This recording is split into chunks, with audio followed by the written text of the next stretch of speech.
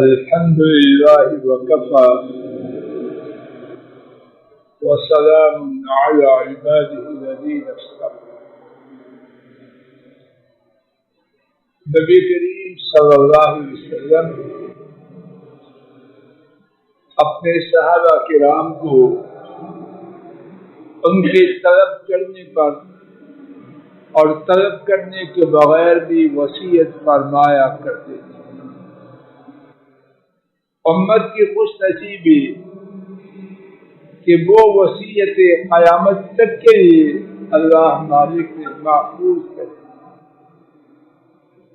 آج ایک صحابی جابر بن سلیم رضی اللہ تعالی عنہ، ان کو نبی کریم صلی اللہ علیہ وسلم کی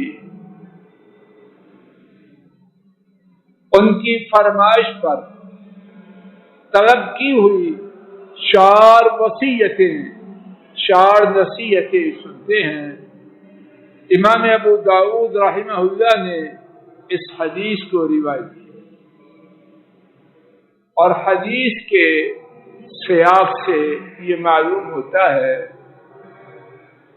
کہ حضرت جابر رضی اللہ عنہ ان کی یہ پہلی ملاقات تھی اور اس ملاقات ہی میں وہ اسلام میں داخل ہوئے. انہوں نے عرض کیا، اے اللہ کے رسول صلی اللہ علیہ وسلم، مجھے حکم دیجیے، نصیحت فرمائیے، وصیت فرمائیے. حضرت صلی اللہ علیہ وسلم نے فرمایا، لا تسبن احد، کسی کو کبھی بھی یا کسی کو بالکل گالی نہیں دی.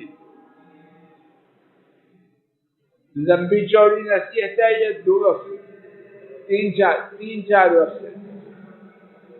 اب کیا ہوا، خود بیان کرتے ہیں کہ اس کے بعد ما سبقت حرا ولا عبدا ولا بعیرا ولا شاة، اس کے بعد میں نے کسی آزاد کو، کسی غلام کو، کسی اونٹ کو، کسی بکری کو گالی نہ دی. کہنے والا اور سننے والے ایسے ہیں. پہلی ملاقات، اسلام کا پہلا دن، بات کان میں آئی، دل میں اتر گئی، عمل میں. اور مسلمانی یہی. اللہ مجھے آپ کو بھی ایسے ہی مسلمان بنا. دوسری نصیحت فرمایا، کسی چیز بھلائی سے، نیکی سے، کسی چیز کو حقیر بالکل نہ سمجھنا. نیکی اور حقیر نہیں. کسی نیکی کی چیز کو حقیر بالکل نہیں سمجھنا.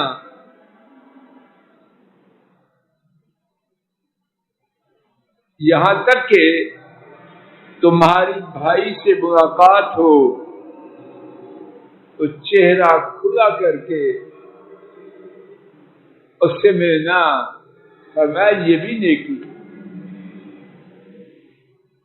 کچھ لوگ ایسے ہیں کہ نہیں، جب کسی سے ملتے ہیں آپ سب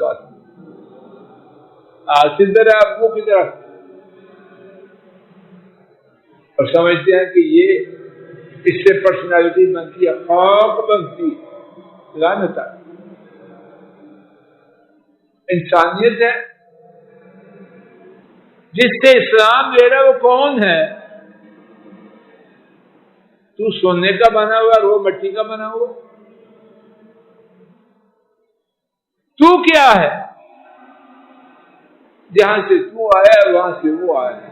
جہاں تو نے جانا وہی اس نے جانا، اور پتہ نہیں اس کا جانا تیرے مقابلے میں کتنا اللہ دے تو اللہ جانے. دوسری نصیحت، کسی بھلائی کو کوئی چیز ہو حقیر نہ سمجھ، یہ تو اس دن پتہ چلے گا کہ ایک ایک بھلائی کی کیا قیمت ہے۔ جب بچہ فیل ہو رہا ہو یا میرٹ نہ بن رہا ہو تو 1 نمبر ایڈمیشن نہیں مل رہا، جی کیا تھا 1 نمبر کا، ذہن ہوتا ہے ایسے بھی چاہتا الٹا بٹن جاؤں اور ایڈمیشن ہو جائے، اب بٹن نہیں کر۔ اور یہ دنیا کی بات ہے، وہاں جنت اور دوزخ کا معاملہ ہے، پتہ نہیں کسی کو ملنا، اور خاص طور پہ عقل کے اندھے ہیں ہم، عام طور پہ اپنے سے بڑوں کو ملتے ہیں، بس میں ہو تو اس کا بازو توڑ دے جھوٹے جوش کی وجہ سے، اور جس سے کام نہ ہو یا منصب میں مال میں چھوٹا ہو اور زیادہ اگر پرہیز ہے تو ہاتھ ہی آگے بڑھا، ہاتھ میرا گر جائے گا حماقت کے ساتھ۔ تیسری بات فرمایا اپنی چادر کو اٹھا کے رکھ، توجہ کرو، بہت دھوکہ اختر جی، بہت دھوکہ، اللہ کرے آج یہ دھوکہ نکل جائے میرا بھی اور آپ کا بھی۔ اپنی چادر کو اٹھاؤ، کہاں تک؟ آدھی معاف کرنا، آدھی پہ بھی وہ پرسنالٹی ڈیمیج ہو جائے گی، خوف ہے تیری پرسنالٹی۔ اللہ کے نبی صلی اللہ علیہ وسلم ان کی پرسنالٹی بڑی ہے، تیری بڑی ہے، تیرے ایسے عرب مل جائیں تو ایک محمد نہیں بن سکتا، تیرے ایسے نہیں جو بڑے متقی امام پرہیزگار وہ بھی مل جائے پھر بھی نہیں بن صلی اللہ علیہ وسلم۔ وہ امت کی پرسنالٹی کو توڑنے کے لیے آئے یا بنانے کے لیے آئے؟ فرمایا آدھی پنڈلی تک، اور اگر تو انکار کرے نہیں آدھی پنڈلی زیادہ اونچا ہے تو فرمایا تخنوں تک، کہاں تک؟ اس سے آگے اختیار۔ اب اس کے بعد سنیے شیطانی دھوکہ جو پڑھے لکھوں، نام نہاد پڑھے لکھوں میں چل رہا، فرمایا بچ جا چادر کو لٹکانے سے، کیوں؟ در حقیقت وہ تکبر ہے۔ سین صاحب کیا دلیل دیتے ہیں؟ اصل میں جو منع ہے وہ تکبر کے لیے منع ہے، میرا جن میں تکبر نہیں۔ افسر پکڑ دو باتیں، اللہ کے لیے بدتمیز نہ بنے۔ اللہ کے نبی صلی اللہ علیہ وسلم فرمائے چادر کو نیچے کرنا تکبر سے ہے۔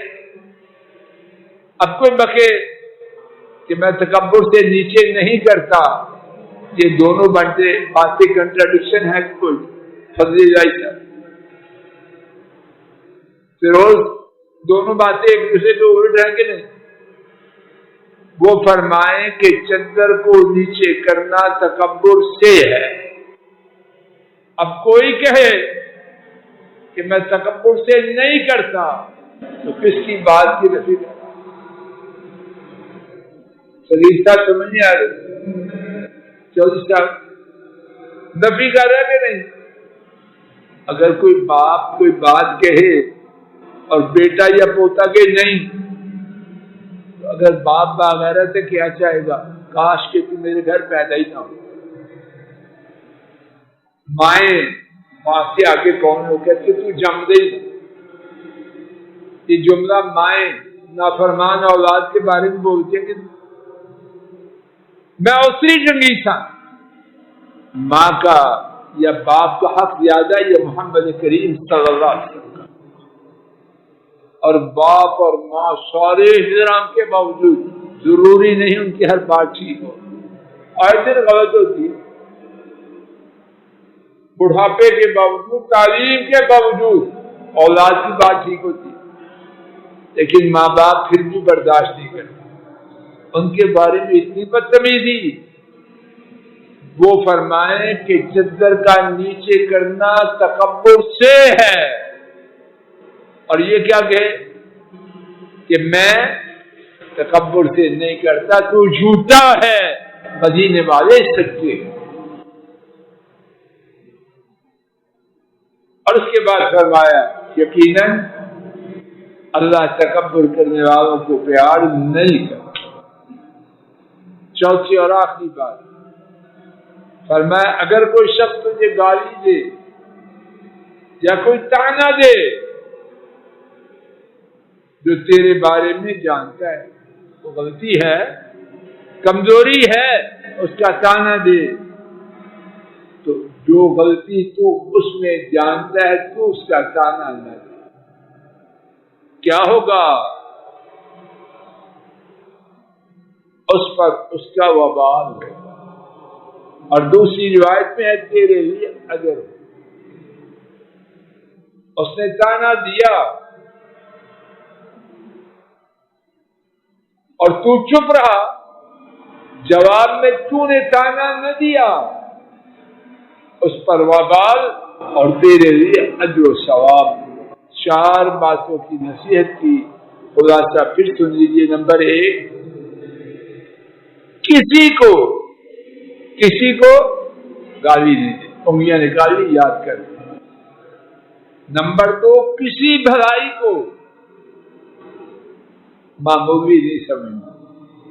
کسی بھائی سے چہرہ کھلا کر کے اس کی طرف دھیان کر کے ملنا یہ بھی معروف ہے، بھلائی ہے، اس کو بھی حقیر نہیں سمجھنا. چادر کو، اور جو چادر کا ہے وہی پتلون، شلوار، پاجامہ، سب کا وہی حکم ہے. اس کو آدھی تنجی تک، اور اگر نہیں تو ٹخنوں تک رکھے. اس سے نیچا کرنا یہ تکبر سے ہے، اور اللہ تکبر کرنے والوں سے پسند نہیں کرتا. چوتھی اور آخری بات، اگر کوئی تجھے طعنہ دے کسی ایسی بات کا جو تجھ میں خامی ہو، تو تو جواب میں اس کی خامی جس کا تجھے پتہ ہے طعنہ نہ دے. تیرے لیے یہ بات اجر کا سبب بنے گی اور اس پر وبال ہوگا. اللہ یہ چاروں باتیں مجھے اور آپ سب کو کرنے کی توفیق عطا فرمائے. مولا کریم ہمارے بیماروں کو شفا عطا فرما، دکھیوں کے دکھوں کو دور فرما، پریشانوں کی پریشانیوں کو دور فرما. یا اللہ یہ جو وبا اور اس کے آثار آ چکے ہیں اور امت کا ایک حصہ اس میں مبتلا ہو چکا ہے، اے اللہ اس کو دور فرما، بیماروں کو شفا عطا فرما. جو بچے ہیں اپنی رحمت سے ان کو ہمیشہ محفوظ فرما، اور اے اللہ ہمیں گناہوں سے سچی توبہ نصیب فرما. یہ وبا بھی ٹل جائے اور دیگر عذاب بھی آنے سے رک جائیں. وآخر دعوانا ان الحمد للہ رب